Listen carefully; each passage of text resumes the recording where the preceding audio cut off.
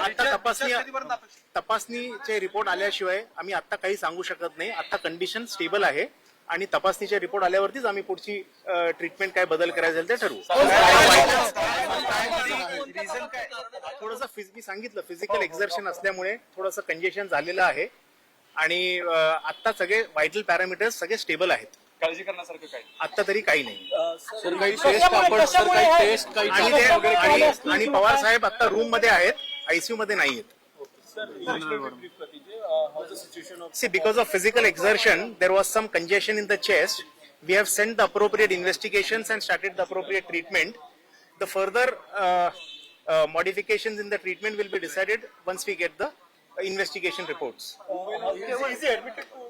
He is admitted to a private room, and at the moment, all the vital parameters are stable. What is the reason they are being admitted? By vital parameters, you mean the oxygen level, the blood pressure, the saturation, everything has been normal. Sir त्यांना कधीपासून त्रास जाणवत होता?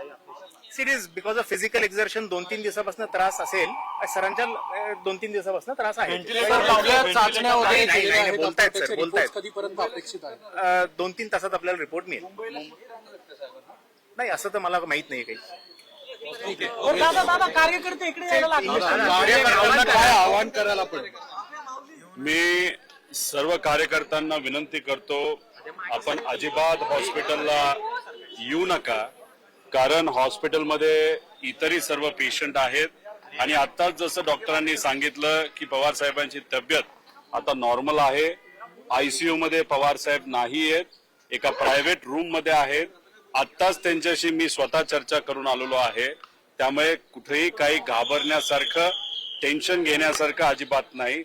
गेल्या 12-13 दिवसामध्ये physical stress म्हणजे तुम्ही बघितलं असेल, पवार साहेब स्वतः बऱ्याच ठिकाणी जात होते, लोकांना भेटत होते, त्याच्यामुळे थोडासा स्ट्रेस आलाय आणि आपण ज्याला कंजेशन म्हणतो म्हणजे कफ हा थोडासा काही प्रमाणात तिथं झालेला आहे. आता पुढच्या काही वेळामध्ये रिपोर्ट्स येतील.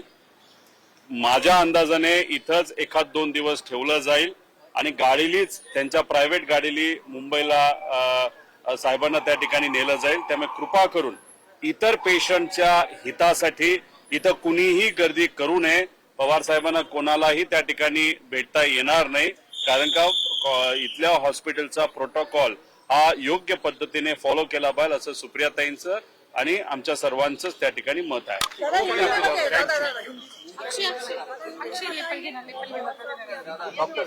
देखो पवार साहब की तबीयत अभी बहुत अच्छी है. उनके टेस्ट वहाँ पे किए गए हैं.